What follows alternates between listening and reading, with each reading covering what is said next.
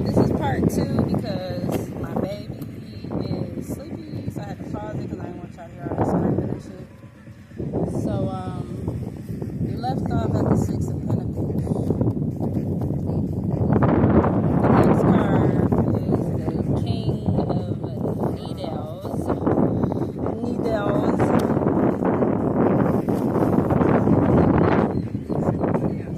So in this deck, the needles represent, I think because potion represents water. Needles represent air.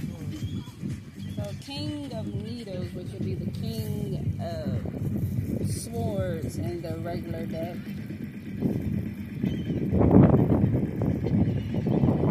The King of Needles has brains, logic, and determination. He's deeply respected, but sometimes feared for his cold, skewed tendencies.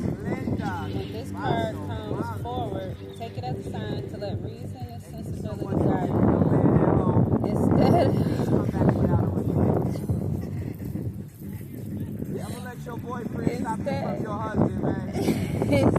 of letting your emotions get the best of you, reverse. The King of Needles has brains, logic, and determination. He's deeply respected, but sometimes feared for his cold, skewed tendencies. When this card comes forward, take it as a sign to let reason and sensibility guide you instead of letting your emotions get the best of you. Reverse. The King of Needles is cold, calculating, egotistical. He let his convictions and visions go to his head and has major superiority complex. Make sure you're acting in accordance with your conscience and treating others with the respect they deserve. So in regard to the Six of Pentacles, which was talking about, I just want to make sure I don't mix up the Queen of Pentacles.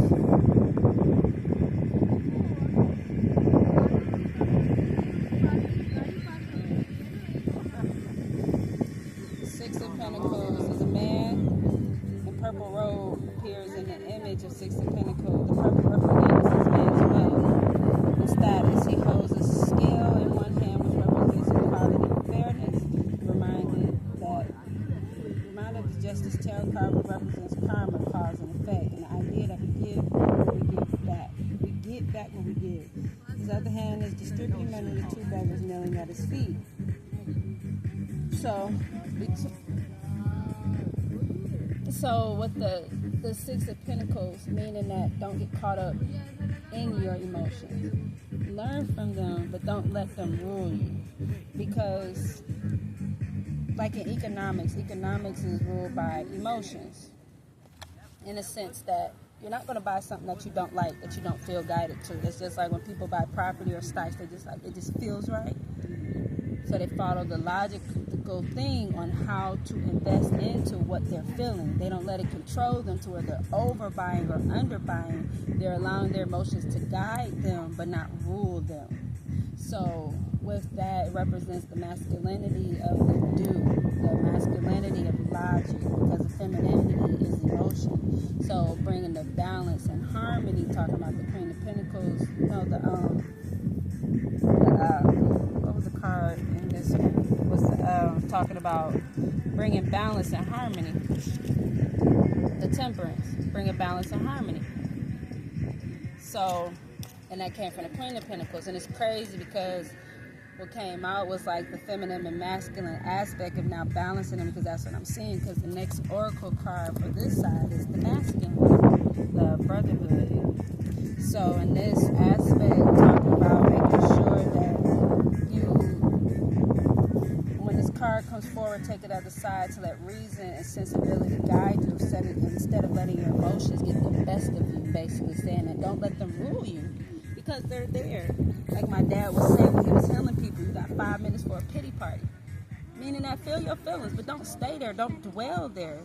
Even if they're happy feelings, because life is of ebb and flow. So if you get stuck on one side, you're not going to be happy because you're so focused on wanting to be happy all the time. Or even the polar opposite of people who go through darkness and sadness and grieving, they think that's all there is to life. No, there's happiness as well. It's allowing yourself to experience both sides and be in the gray area of both aspects. So with the King of Needles, it's just making sure it's saying that it's representing the sensibility of emotions lead you and letting your logic guide you.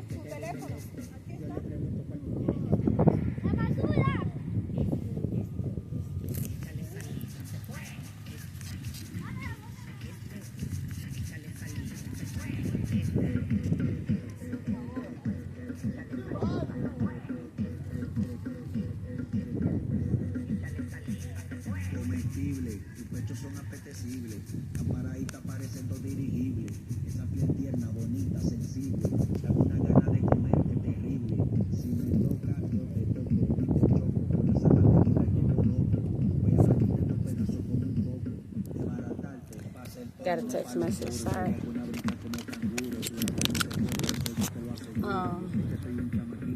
So the next one is the Brother of Rose. Sacred masculine, honor, protection, and support.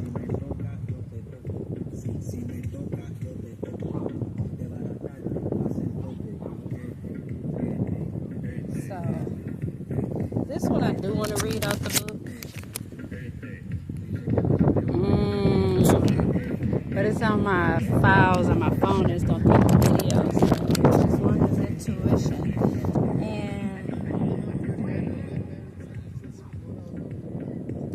But what I'm saying is allowing your masculine to protect the feminine. Because I see protection and support. So the masculine protects the feminine as she goes through her emotions to bring them out. And its protection allows that emotion to be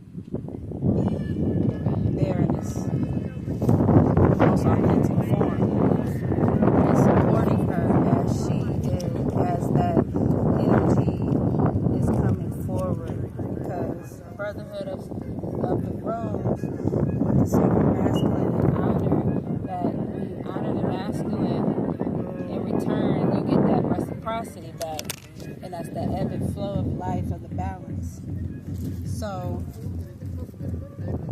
learning how to let the emotions and the logic become one, because the emotions are so unlimited. Logic is as well, and I just see like with the protection of that, it's allowing that emotion to freely flow without letting it rule. And with the protection of the masculine aspect, it don't let that energy of the feminine aspect just run off loose to us. It's like, it's just gone. No, it just lets it be there in its purest form without judgment, but still supporting it by letting it be its authentic self, but not letting it go overboard either. So it's that harmony, talking about the temperance from the Nightmare Before Christmas deck that was the clarifying card for the Queen of Pentacles.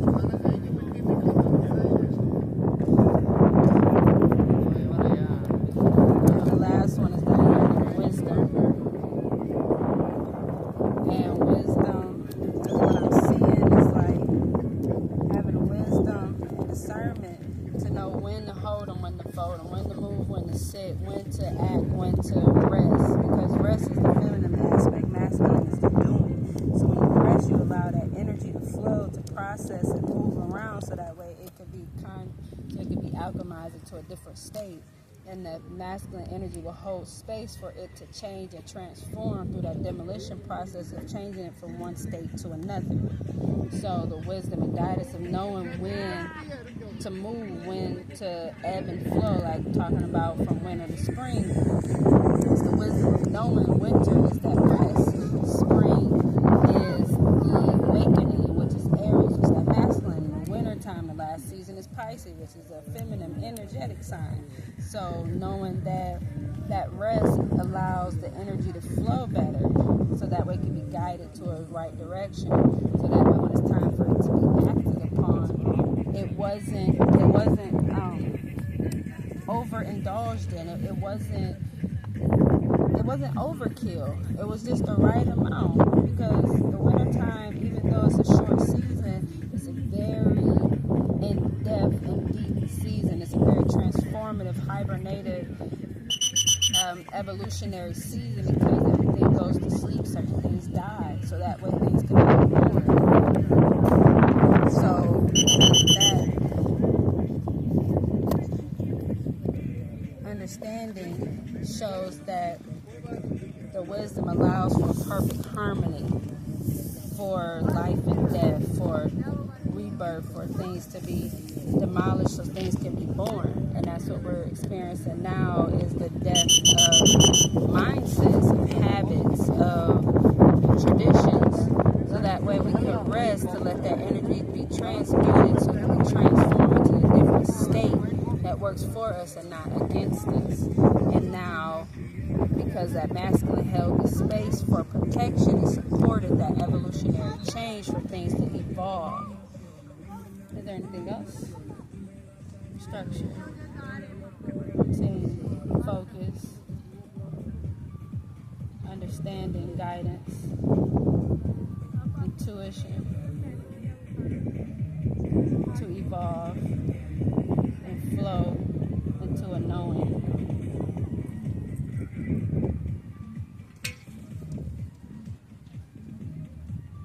I think that's it. So if you would like to work with me, my email is theawakenerofself at gmail.com. I utilize my website. Right now, the consultations are $100 an hour, and for tarot reading, just email me, because I have different tiers for different understanding, guidance, and clarity. So people that would just like tarot readings for quick, versus people that want classes to get a further in-depth understanding of themselves. So that's why I said to email me, because it would depend on which way that you decide to take your life. If you just want a tarot reading for divination, to give you a divine clarity, to give you a divine tune in to yourself in this present moment, versus the classes, there's 3 tiers. First is understanding, the next one is guidance, and then it ends with clarity. Because if you have understanding of yourself through your birth chart, then you're better guided by your higher self, and now you have clarity on your purpose and how to move forward. So that's what I love to do, because I like to balance between dark and light. I am gray, so I am not all light, I'm not all dark. I know how to ebb and flow between what, in that moment, what is needed.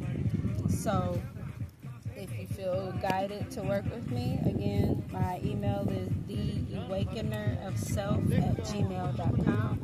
I love you. Happy healing.